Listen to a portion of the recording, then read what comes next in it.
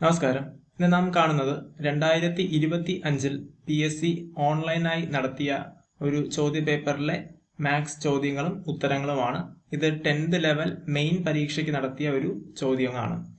അപ്പോൾ ഒന്നാമത്തെ ചോദ്യം, ഒരാൾ 3000 രൂപയ്ക്ക് 12% പലിശ നിരക്കിൽ ഒരു ബാങ്കിൽ നിക്ഷേപിക്കുന്നു എങ്കിൽ 2 വർഷം കഴിഞ്ഞ് അയാൾക്ക് കിട്ടുന്ന തുക എത്ര?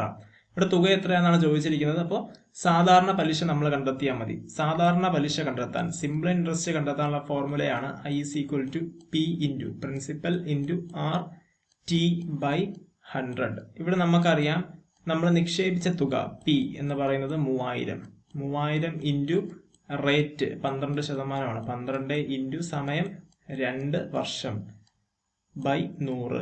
ഇതിനകത്ത് 2 0 നമുക്ക് കട്ട് ചെയ്യാം. ബാക്കിയുള്ളത് 12 3 36, 36 ഇൻറ്റു 2 72, 720. അപ്പൊ നമുക്കിവിടെ കിട്ടിയത് ഇൻട്രസ്റ്റ് പലിശയാണ് 720. എന്നാൽ നമ്മളോട് ചോദിച്ചിരിക്കുന്നത് ആകെ തുക എത്രയാണെന്നാണ്. അപ്പൊ തുക കണ്ടുപിടിക്കാൻ വേറൊന്നുമില്ല, നമ്മൾ നിക്ഷേപിച്ച തുകയും അതിന്റെ കൂടെ പലിശയും കൂടെ കൂട്ടിയാൽ മതി. 3000ഉം 720 കൂടെ ചേർത്ത് 3720 ശരിയായ ഉത്തരം. അപ്പൊ ഇവിടെ തന്നെ നമുക്ക് കാണാം ബി ഓപ്ഷൻ 720 ഉണ്ട്. പെട്ടെന്ന് ഈ തുക എന്നുള്ള വാക്ക് നാം ശ്രദ്ധിക്കാതെ ആൻസർ മാർക്ക് ചെയ്ത് കഴിഞ്ഞാൽ ബി ഓപ്ഷനിലേക്ക് പോകും. അതൊരു നെഗറ്റീവ് വീഴാനുള്ള സാധ്യത കൂടുതലാണ്. അപ്പൊ നമുക്ക് സാധാരണ പലിശ കിട്ടുന്നത്, ഫോർമുലയിൽ നമുക്ക് കിട്ടുന്നത് പലിശയാണെന്നും അതിന്റെ തുക കണ്ടെത്താൻ പ്രിൻസിപ്പൽ, അതായത് നമ്മൾ നിക്ഷേപിച്ച തുക കൂടി കൂട്ടണമെന്ന് ഓർത്ത് വെക്കുക. രണ്ടാമത്തെ ചോദ്യം വളരെ എളുപ്പമുള്ളൊരു ചോദ്യമാണ്. 2 അർദ്ധഗോളങ്ങളുടെ ആരങ്ങൾ തമ്മിലുള്ള അംശബന്ധം 1:2 ആണെങ്കിൽ അവയുടെ ഉപരിതല വിസ്തീർണങ്ങൾ തമ്മിലുള്ള അനുപാതം എത്ര? ഇപ്പൊ ഇങ്ങനെയുള്ള ഏത് ചോദ്യത്തിനും വിസ്തീർണം, ഉപരിതല വിസ്തീർണം ആയിക്കോട്ടെ, നോർമൽ വിസ്തീർണം ആയിക്കോട്ടെ, ഏരിയയാണ് ചോദിച്ചിട്ടുള്ളത്. ആരം തന്നിട്ടുണ്ടെങ്കിൽ അതിന്റെ വിസ്തീർണം കണ്ടുപിടിക്കാനുള്ള ഷോർട്ട് കട്ട് വേറെ ഒന്നുമില്ല, ഇതിനെ സ്ക്വയർ ചെയ്താൽ മതി. റേഷ്യോയെ സ്ക്വയർ ചെയ്താൽ മതി. 1ന്റെ സ്ക്വയർ ഈസ്റ്റു 2ന്റെ സ്ക്വയർ, അതായത് 1:4 എന്ന് നമുക്ക് ഉത്തരം കിട്ടും. അതേസമയം ഇവിടെ ഓളിയമാണ് ചോദിച്ചിരുന്നതെങ്കിൽ, ആരം തന്നിട്ടുണ്ട്, ഓളിയം ചോദിച്ചു കഴിഞ്ഞാൽ നമ്മൾ എന്ത് ചെയ്യണം? ക്യൂബ് ചെയ്യണം. ഇവിടെ വിസ്തീർണം ആയതുകൊണ്ടാണ് നമ്മൾ സ്ക്വയർ ചെയ്തത്. ഇനി ഇവിടെ നമുക്ക് നേരിട്ട് ക്വസ്റ്റ്യൻ കിട്ടി, വിസ്തീർണം കണ്ടുപിടിക്കാൻ പറഞ്ഞാൽ നമ്മൾ സ്ക്വയർ ചെയ്തു. ഇങ്ങനെ റേഷ്യോയെ 2 വശത്തും സ്ക്വയർ ചെയ്യുന്നതിന് മാത്സിലെ ഒരു പേര് പറയും. ഇതിനെയാണ് ഡ്യൂപ്ലിക്കേറ്റ് റേഷ്യോ എന്ന് പറയുക. Duplicate ratio. അപ്പോൾ ചോദ്യപേപ്പറിനകത്ത് 1:2 എന്ന റേഷ്യോ തന്നിട്ട് അതിന്റെ ഡ്യൂപ്ലിക്കേറ്റ് റേഷ്യോ ചോദിച്ചു കഴിഞ്ഞാലും ഇങ്ങനെയാണ് നമ്മൾ ചെയ്യേണ്ടത്. 2 സൈഡും സ്ക്വയർ ചെയ്താൽ മതി. 1ന്റെ സ്ക്വയർ 2ന്റെ സ്ക്വയർ എടുത്ത് വെച്ചാൽ മതി, തന്നിരിക്കുന്ന റേഷ്യോ പോലെ. അപ്പൊ ഇതാണ് ഡ്യൂപ്ലിക്കേറ്റ് റേഷ്യോ. അതേസമയം നമ്മൾ റേഷ്യോയെ ക്യൂബ് ചെയ്താൽ അതിനെ പറയുന്നതാണ് ട്രിപ്ലിക്കേറ്റ് റേഷ്യോ. Triplicate ratio. അപ്പൊ നമ്മൾ വോളിയം കാണുമ്പോൾ നമ്മൾ ചെയ്യുന്നത് ശരിക്കും ട്രിപ്ലിക്കേറ്റ് റേഷ്യോ ആണ്. അപ്പൊ ആ വക വസ്തുത ഒന്ന് മനസ്സിലാക്കി വെക്കുന്നത് നല്ലതായിരിക്കും. ഈ duplicate ratio, triplicate ratio concept നമുക്ക് റെയിൽവേ പോലുള്ള പരീക്ഷകൾക്ക് ആവശ്യമാണ്. അപ്പോൾ നാം കാണുന്നത് മൂന്നാമത്തെ ചോദ്യമാണ്. SSLC പരീക്ഷയിൽ 11 കുട്ടികളുടെ മാർക്കുകൾ ഇവിടെ തന്നിട്ടുണ്ട്. 38, 30, 25, 20, 24, 33, 27, 36, 32, 28, 24. ഇതിന്റെ മീഡിയൻ കാണാനാണ് ചോദ്യം ചോദിച്ചിരിക്കുന്നത്. വസ്തുക്കളുടെ 11 കുട്ടികളാണെന്നും പറഞ്ഞിട്ടുണ്ട്. അപ്പൊ നമുക്ക് കുറച്ച് ഡേറ്റ തന്നിട്ട് മീഡിയൻ കണ്ടെത്താനാണ് ചോദിക്കുന്നതെങ്കിൽ ആദ്യം ചെയ്യേണ്ടത് ഒന്നുകിൽ തന്നിരിക്കുന്ന ഡേറ്റയെ അസെൻഡിങ് ഓർഡറിൽ അല്ലെങ്കിൽ ഡിസെൻഡിങ് ഓർഡറിൽ എഴുതുക. ഇനി മാത്സ് അത്യാവശ്യം ചെയ്യാൻ പറ്റുമെങ്കിൽ ഇങ്ങനെ എഴുതണമെന്ന് നിർബന്ധമൊന്നുമില്ല. കട്ട് ചെയ്ത് മാറ്റിയാലും മതി. നോക്കി മനസ്സിലാക്കി കട്ട് ചെയ്താലും മതി. ഇപ്പൊ ഞാൻ ഇവിടെ ചെറുതിൽ നിന്ന് വലുതിലോട്ട് എഴുതിയിട്ടുണ്ട്. ആരോഹണ ക്രമത്തിൽ, അതായത് അസെൻഡിങ് ഓർഡറിലാണ് എഴുതിയിരിക്കുന്നത്. എന്നിട്ട് നമ്മൾ ആദ്യത്തെ സംഖ്യ അവസാനത്തെ സംഖ്യ ക്യാൻസൽ ചെയ്തു. രണ്ടും ലാസ്റ്റത്തെ തൊട്ട് മുമ്പുള്ള സംഖ്യ ക്യാൻസൽ ചെയ്തു. ഇങ്ങനെ നമ്മൾ ഓരോന്നോരോന്നായിട്ട് ക്യാൻസൽ ചെയ്ത് വരിക.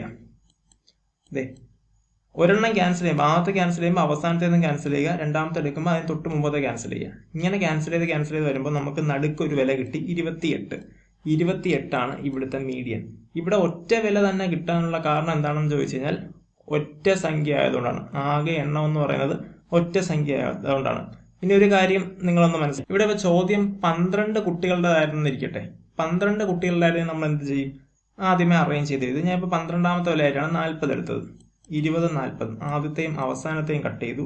24 38 കട്ട് ചെയ്തു, 24 36 കട്ട് ചെയ്തു, 25 33 കട്ട് ചെയ്തു, 27 32 കട്ട് ചെയ്തു.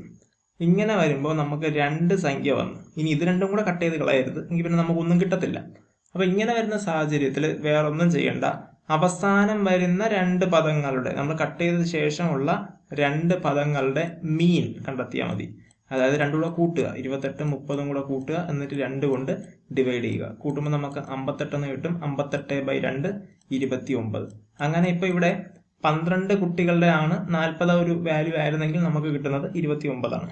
അപ്പോൾ എണ്ണം ഇരട്ട സംഖ്യ ആവുമ്പോൾ ഈ ഒരു രീതി കൂടി മനസ്സിലാക്കി വെക്കാൻ വേണ്ടിയിട്ടാണ് ഈ ഒരു ചോദ്യത്തിന്റെ ഉത്തരം പറഞ്ഞതെന്ന് മനസ്സിലാക്കി വെക്കുക. അടുത്ത 4ാമത്തെ ചോദ്യം, ഒരു ക്ലോക്കിൽ സമയം 8:20 PM കാണിക്കുന്നു എങ്കിൽ മിനിറ്റ് സൂചിയും മണിക്കൂർ സൂചിയും തമ്മിലുള്ള കോണളവ് എത്ര? ഇത് സ്ഥിരമായിട്ട് PSC പരീക്ഷയിൽ കാണുന്ന ചോദ്യമാണ്. നമ്മൾ ഇത് എന്ത് ചെയ്തിട്ടുണ്ട്, നമ്മളൊരു ഷോർട്ട് കട്ട് പഠിച്ചിട്ടുണ്ട്. 30H എന്ന് പറയുന്ന മണിക്കൂറിനെ കാണിക്കും, -11/2 × M എന്ന് പറയുന്നത് മിനിറ്റ്. ഇവിടെ 8 മണിയാണ്, അപ്പൊ 30 × 8 -11/2 × 20 ചെയ്യുമ്പോൾ നമുക്ക് 240 -110 എന്ന് കിട്ടും. 240 110 കുറച്ച് കഴിഞ്ഞാൽ നമുക്ക് 130 ഡിഗ്രി എന്ന് ഉത്തരം കിട്ടും. അപ്പൊ ഇതിന്റെ ഉത്തരം 130 ഡിഗ്രിയാണ്. 5ാമത്തെ ചോദ്യം, 12 + 17 - 2 × 3 + 72/8. ഇവിടെ നമ്മളോട് ഉദ്ദേശം ബോഡമാസ് വെച്ചിട്ട് ഓപ്പറേറ്റ് ചെയ്യാനാണ്. ബോഡമാസ്, BODMAS. ഇതൊരു റൂളാണ്, നമുക്കറിയാം. ഇങ്ങനൊരു ചോദ്യം തന്നു കഴിഞ്ഞാൽ നമ്മൾ ആദ്യം എന്ത് ചെയ്യണം? ആദ്യം ബ്രാക്കറ്റ് ഓപ്പറേറ്റ് ചെയ്യണം, പിന്നെ ഓഫ് ഉണ്ടെങ്കിൽ ഓഫ് എന്ന് പറഞ്ഞാൽ വേറെ ഒന്നുമില്ല, ഗുണിതമാണെന്ന് മനസ്സിലാക്കിയാൽ മതി. പക്ഷെ ഓഫ് എന്ന് കൊടുത്തിരുന്നാൽ അതിനെ തന്നെ ആദ്യം ചെയ്യണം.